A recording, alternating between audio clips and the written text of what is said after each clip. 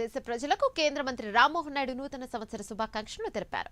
దేశ అభివృద్ధిలో భాగస్వామిగా శ్రీకాకుళం ఎదగాలని ఆయన ఆకాంక్షించారు. 2025 విమానయాన శాఖలో అనేక కీలక సంస్కరణలు తీసుకొచ్చామని గుర్తు చేశారు. అంతర్జాతీయంగా 3వ అతిపెద్ద విమానయాన వ్యవస్థగా ఎదిగామని అన్నారు. భవిష్యత్తులో మరిన్ని అద్భుతాలు సాధిస్తామని అన్నారు. ఇక తనకు శుభాకాంక్షలు చెప్పడానికి వచ్చేవాళ్లు బొకేలు తీసుకురావద్దని, నోట్బుక్స్, పెన్స్ తీసుకురావాలని సూచించారు. అందరికీ నమస్కారం.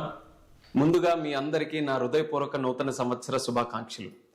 ఈ నూతన సంవత్సరం మీ అందరి జీవితాలలో మంచి జరగాలని, ఆ భగవంతుడు మీ కుటుంబాలలో సుఖ సంతోషాలు, ఆయురారోగ్యాలు ప్రసాదించాలని మనస్ఫూర్తిగా కోరుకుంటున్నాను.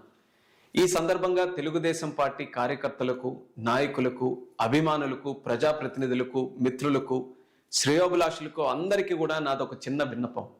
మీరు ఎంతో అభిమానంతో నాకు నూతన సంవత్సర శుభాకాంక్షలు తెలియజేయడానికి, నన్ను కలవడానికి వచ్చినప్పుడు పూలమాలలు, శాలువలు, బొకేలు వంటివి తీసుకొని రావడం వల్ల అవి ఆ క్షణం తరువాత నిరుపయోగంగా మిగిలిపోతున్నాయి.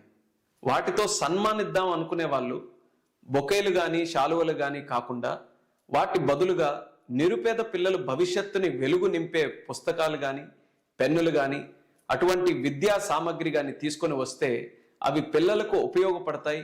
అలాగే మాకు కూడా ఆనందం ఉంటుంది. ఈ తరహాలో చాలామంది స్ఫూర్తిదాయకమైన ప్రయత్నాన్ని గతంలో చేశారు.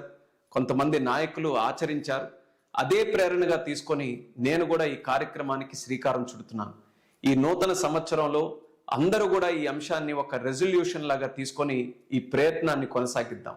మనమంతా కలిసి చేసే ఈ చిన్న ప్రయత్నమే ఒక పేద విద్యార్థి జీవితానికి బలమైన పునాదిగా మారవచ్చు. విద్య ద్వారా వెలిగే ప్రతి దీపం సమాజాన్ని మరింత వెలుగుల్లోకి తీసుకొని రావచ్చు. మరొకసారి ప్రజలందరికీ కూడా ఆంగ్ల నూతన సంవత్సర శుభాకాంక్షలు తెలియజేసుకుంటూ నమస్కారం.